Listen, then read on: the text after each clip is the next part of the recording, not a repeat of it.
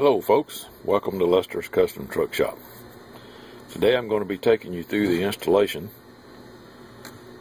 of an LC5304 and a Cobra 148. Now, this Cobra 148 looks kind of rough, so I'm going to be replacing the faceplate, and we'll be adding a red 3-digit display and going to be installing the LC5304 in it, 192 channels with a 3-digit display. I intend to walk you through that. Now this installation will apply to the 5300, the 6400, all of them. Basically the installation is the same, just the boards have different features.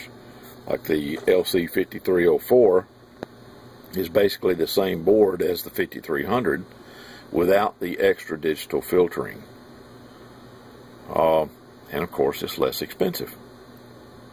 Alright, hang on, I'll be back in a minute. Okay folks, we're back. Got the covers off the radio, and as you can see it is an original Philippine 148, denoted by the plug-in tabs on the speaker and the little round hold down tab on the front of the covers. And you can see the inside of the radio. We're going to be installing the Lescom LC5304 in the radio. I have already checked the radio and make sure that everything worked in it. The radio works good, and once we get through with this, the radio will be put on eBay, so keep an eye on eBay for it if you're interested in purchasing it. We're going to be doing the 5304 installation, and we'll also upgrade the receiver and broadband the radio. Open the clarifier, you know, the standard stuff. Alright, be back in a sec. Okay, something else I needed to point out. To get the faceplate off of these radios, you're going to need to remove that screw. If I can get the camera to focus on that screw. Yep, that screw. There's two on each side. You're going to need to take those out, one on each side, after you remove the knobs, of course. And that little LED right there, you're going to have to push out because it's actually glued into the front. You can see the old glue there. We're going to clean all that up and get it out, and like I said, replace this faceplate because it's been treated kind of rough. Alright, back in a second. Okay, we've got the faceplate off.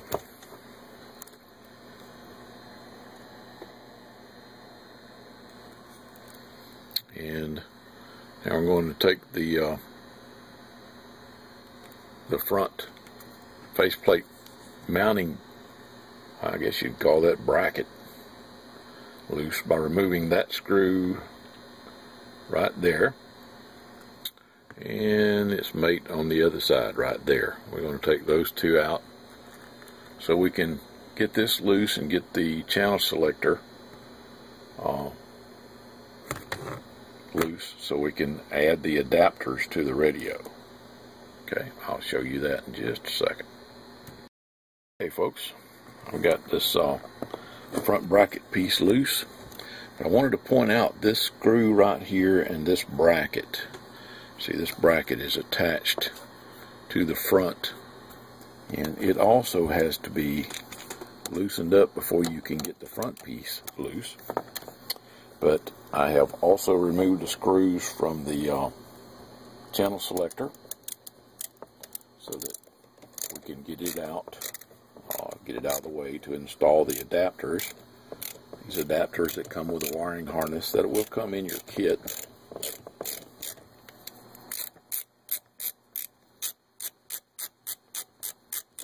Alright, got that out. And then this piece here should just come loose, and I'm going to need both hands to do that, so be back in a second. Got that loose, and going to be taking this display assembly out, because we're going to need to replace it with the new 3-digit display. But you have to be really careful with this thing, because it has clips that snap into the board. You can see the opening there for the clips to go down through. And of course, this is plastic. This radio was made in 1992. Alright, so it's 21 years old, this plastic is. It's very brittle and very fragile, so you have to be extra careful with it. I'm going to use like a dental tool to get in there and pop it loose so that I can get it out. But you have to be very, very careful with it to keep from breaking it. Okay? I'll be back. I've got it out of the radio, and this is what I was talking about, those clips. See the clips there? I don't know if you can get them around here where you can see them that well. But this piece here goes through the front. This bracket, see these notches right there and right there, and they catch these holes in the display holder. Okay? So we want to preserve this, and we want to preserve these, so that we can put our new display in place of it and have it hold it in the same location as the original. Alright? Now that's on the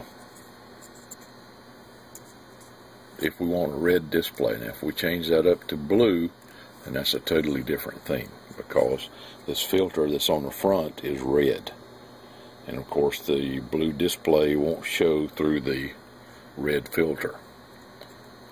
That requires some different things, including gluing a blue filter in the front of the faceplate and finding a different way to mount the display by using the piggyback board.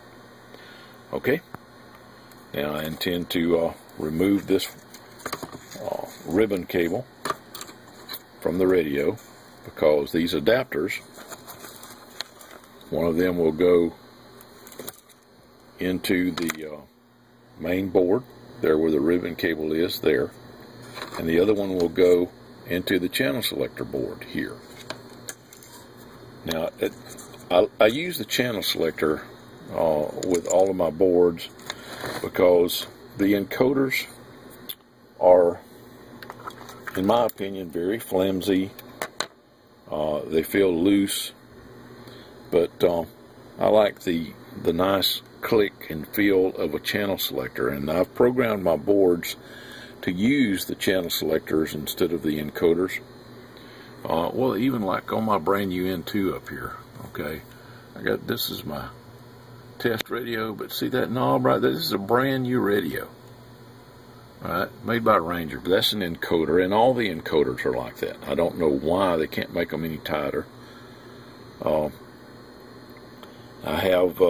I have found some industrial, I guess you would call them, encoders that were really tight and had a nice click feel to them, but they were about the size of $50, and you can't really put those inside a CB radio, especially a mobile one.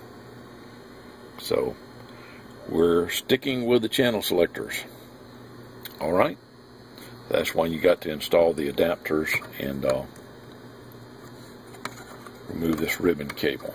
But the thing about installing the adapters is you'll get a bypass cable with the kit if you request it. It's an additional $2. And what the bypass cable allows you to do is bypass the LESCOM board, and that's what it looks like. That's a bypass cable.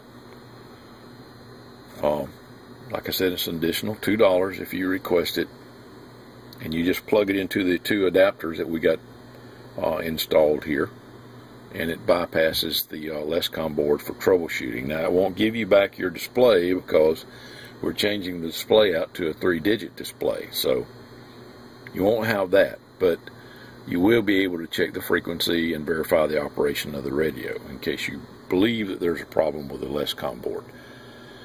Alright, and I'll be back.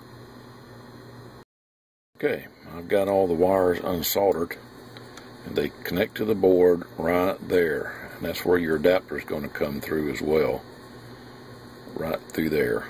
Okay, I'm going to remove the ribbon cable. Oh, pull it right out that way. Oops.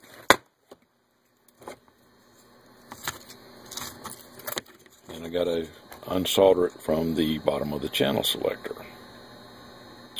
Right there, do the same thing. And the adapter is going to go into the same holes that the ribbon cable is going into. And I'll show you the orientation of the adapters here in just a second. Okay, I'll be back. Okay, back again. And this is to show you the correct orientation of the adapters. And one thing that I wanted to point out, the channel selector is not mounted back in there permanently. Let me get it out of the way. But you notice on the adapter inside the radio, right there, I had to trim the edge of the adapter because of that capacitor right there. And you've got two choices, this capacitor right here. See where I trimmed the edge of it? And that's okay because there's no circuit running in that corner, but the alternative would be to remove the capacitor and install it on the bottom of the radio. But by trimming that corner, I was able to leave it on the top and get the adapter installed with no problem. Okay? But that's the way that they go. You want the plug, the top plug, facing towards the rear with the opening of the connector facing towards the front of the radio. Alright, I'll be back. Okay, the next thing that we want to do is remove this ribbon cable from the channel selector so that we can remove the display off the front of this board. And the reason that we want to move the display off of this board is so we can get that little piece of black plastic there that's holding the display in place. We're going to use it on the new 3-digit display. It'll take a little bit of work to make it fit, but I'll show you how to do that. Okay? Okay folks, I've got that unsoldered from the channel selector. And I'm going to be removing the display by unsoldering here and here. Okay. Another thing that I wanted to show you was if you notice around this display, actually the channel selector board, where the connector is, I have added hot glue all around the edge of it. And that hot glue is to help support the adapter as you plug and unplug the cable from it. Now, you know, there may be times where you want to take the front panel off and do something to it, or maybe you need to troubleshoot something, you know, so you want to bypass the LSCOM board, and you'll be plugging and unplugging the cable. So what this does is brace that to where you can do that. And I've also done it inside the radio too. You can't see that very well, but there you can see it around in the back there. But just hot glue around it to help support it, so you can plug and unplug it, because it's kind of off balance. You see the support pins are right at the front of the board, and where you're going to be plugging the cable is at the back of the board. So it has a tendency to want to push back on the adapter, and that could break the runs on the board. So by putting the hot glue around the back and underneath of it, it helps support it and keeps it from going down and of course breaking the runs. Now the trick to remove hot glue, I don't know if any of you guys have ever done it before or not, but the trick to removing hot glue is to actually freeze the hot glue and then break it off. That's the easiest way to do it, and I've done that several times. But you know, you can also heat it up. Like you could unsolder the adapter here if you wanted to take it off. You could unsolder it and get it ready to come out, and then heat up the hot glue with a heat gun, and then just lift the adapter out. But the easiest way, like I said, I found to remove hot glue is freeze it with, well, something like my Ultra Duster can here. You turn this thing upside down, you get straight Freon out of it, and it freezes the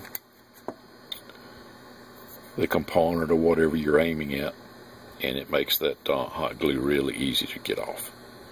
Okay, I'm going to remove the display and show you how to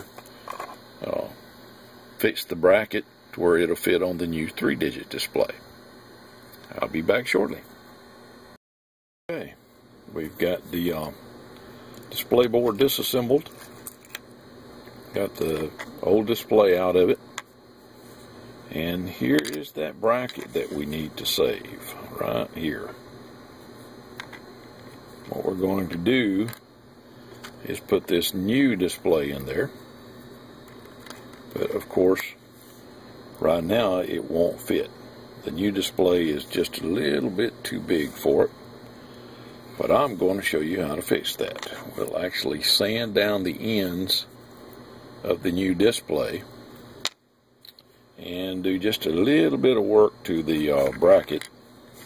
We're going to have to narrow this band that goes across the back of it a little bit so that the leads from the new display will go around it. Okay, and I'll be back shortly and show you how to do that. Okay, you're only going to need to narrow this part. I'm sorry, I got the camera turned the wrong way. Ever so slightly for these leads to fit, because it's real close now as it is. Well, it's kind of hard for you to see, but you're not going to have to narrow it very much. It'll almost fit around them just like it is. So what I use is a small flat file, and file down the edges of it, something like this, that you can get in there. Okay, and work on that. What you need to do is just narrow this band just a little, probably about 2 millimeters, well, maybe even 1 millimeter on each side. Okay, just enough for these leads to fit around it. Alright, back in a second. Okay, as you can see now, the leads go around that back support and our bracket.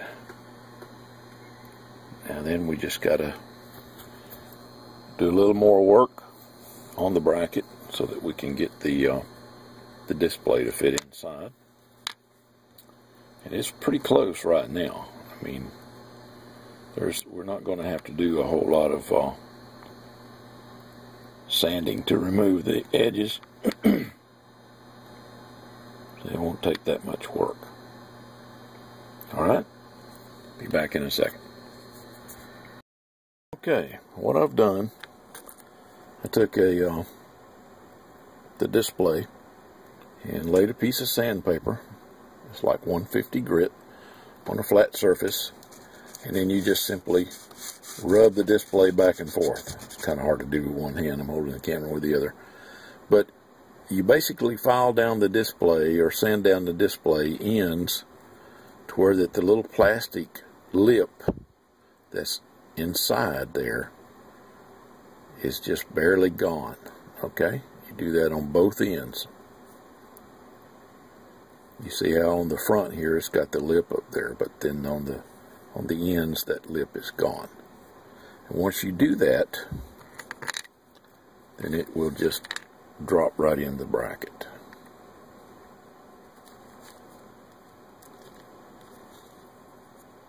Just like so.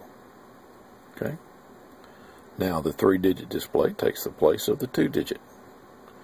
And you use the bracket and everything to put it back together. We'll put the LSCOM PC board on the back of it and solder the connector and put the assembly together.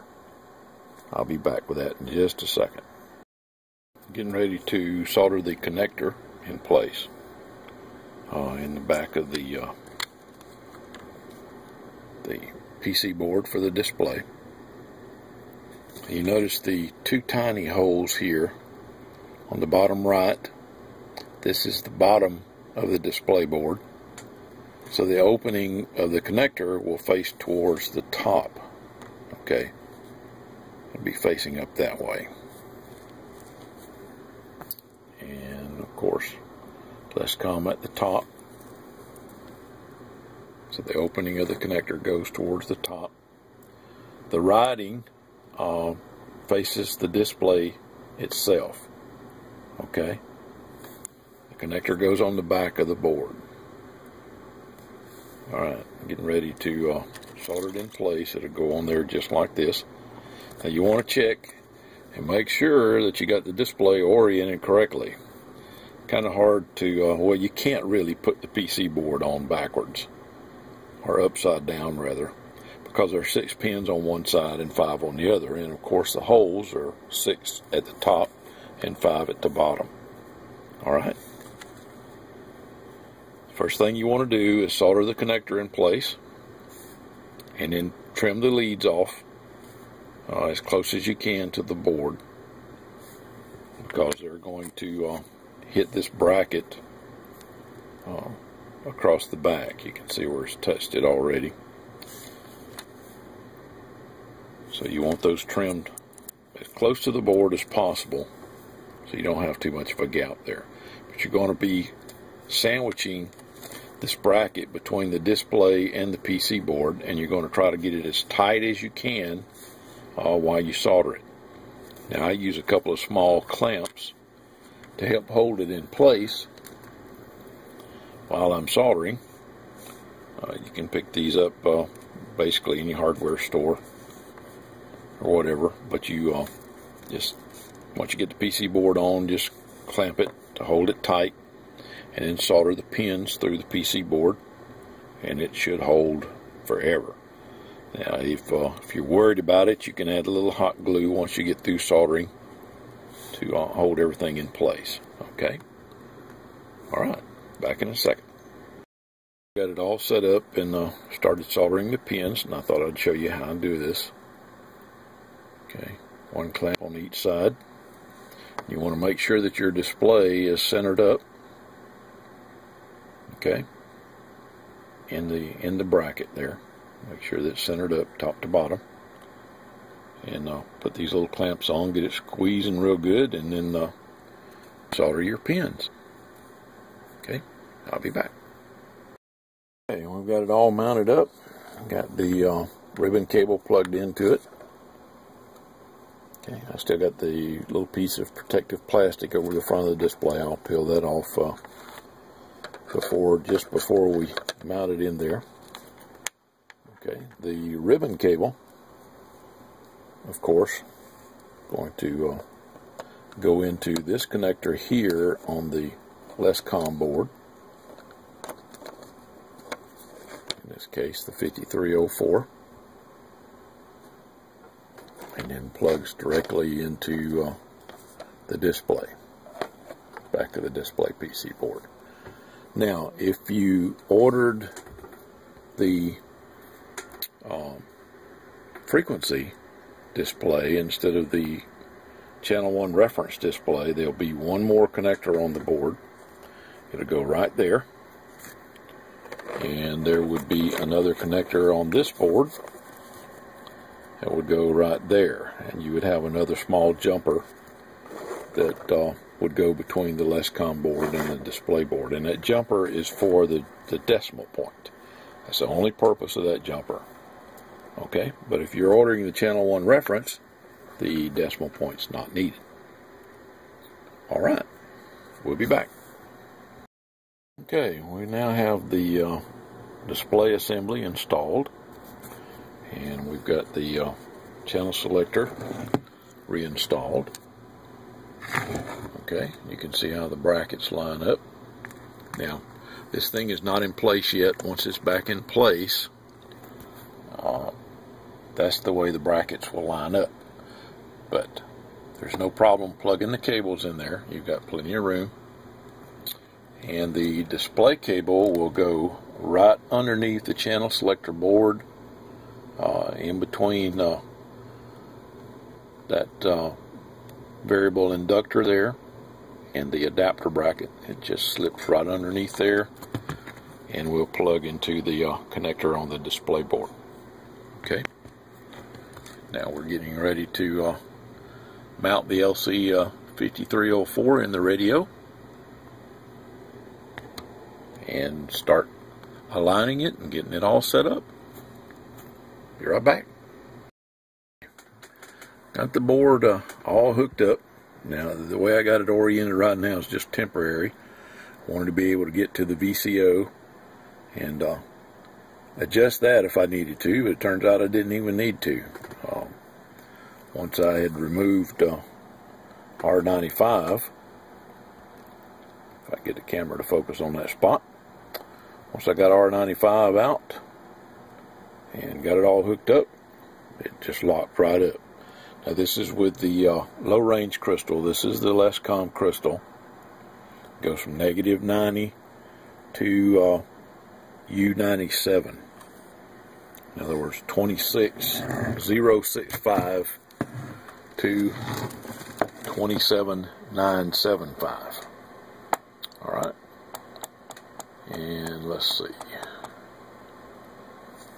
It's -90 is what it is. I don't have the band switch hooked up yet. It's going to go where the tone switch is. I have one of the new switches that I ordered. I had some made up to fit this radio. It's this switch right here. It's a momentary switch, so you'll be able to just click it down or click it up and it'll change bands, or it'll jump ever how many channels you want it to, up or down. And that's going to go in place of the tone control in this radio. Or I might even put it where the bright dim was. I'll put it in one of those so that it'll go up and down real easy. And that switch is made to just fit right in where the other one is. And like I said, it goes from -90 to uppers 97, or U97. That's 27975. Alright. And I've got D1 connected to this point right here, the DLL line connection. I've got it hooked up right there. And the reason that I hooked it up there is that I know that this PC track, this PC run, goes to the anode of D31. That's where D31 is mounted right there. Okay, those two points. That track right there, and that's the cathode side of D31. This is the anode side. So this track had an empty hole in it right out here in the corner. So I connected the DLL line from the board, which is the wire that comes from that point right there. You see where it's marked orange? They won't all be orange, and that's the name of that's going to change to DLL on the next run of the PC boards. But got that all hooked up, and everything's plugged into it. The display's all plugged up and fitted. This is what it looks like with it in place there. It looks just like the original. See where it plugs into the back here. Everything's out of the way. So I've got to do the clarifier mod on this, and put a harness in here for the frequency counter, and I'll do the receive upgrade. There's a lot of things I'm going to do to it, which it'll get the Schottky diodes, it'll get the new high performance high gain transistor in the first RF stage. I'm going to do a little bit to the modulation, and basically just give it a good going over, complete alignment, and then we're going to put it on eBay. So this is a second generation Philippine radio, and the reason you can tell it's second generation is if you look at the tag on the back, see it's got made in the Philippines in a square. The first generation, the made in the Philippines, was just written across the bottom of it there. You can see it was manufactured in July of '92. Okay, like I said, I'm going to put it on eBay here in a little bit. But that's how you install the LESCOM boards. Okay, this connection here, if you're looking at the board with the LESCOM oriented right side up, the connection to the left, this is J1, it goes to the channel selector. Okay, plugs into the channel selector adapter. This side over here is J3. J3 actually plugs into the radio adapter right there. Alright, and of course the display, you know where that goes. See how I got it tucked? It slips right underneath there. Alright, plenty of room. And don't forget, you have to hook the red wire from J3, has to go to pin 1 of the MB3756, which is the pin towards the back, the first pin towards the back of the voltage regulator, towards the back of the radio. See where I got that red wire hooked up? That's where you pick up the 8 volts. And the reason you do that, on our other boards, we used to pick up 8 volts off the adapter, but on these newer boards, they use a little more juice, and because of that, it affected the receive. The receive might want to motorboat if you picked it up in the same place that the PLL and the clarifier and all that stuff got fed from. If you pick it up right off of pin 1, it gets all the juice it needs without having to go through any chokes or anything like that. Okay, it feeds directly to the resistor that supplies the voltage regulator on the board.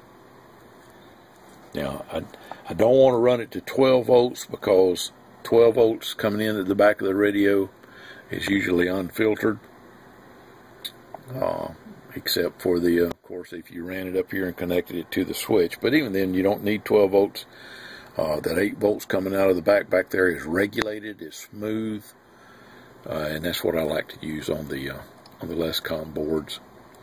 And of course, it's stepped down to 5 volts. The board operates on 5 volts, and but the output is stepped back up to 8 volts to supply the voltage that the PLL chip needs. Okay. All right. Hope you enjoy this video, and well, actually, it's several little portions of video. But this is the LESCOM LC5304 in the low range, which is -90 to U97, or 26065 to 27975. All right, thanks a lot.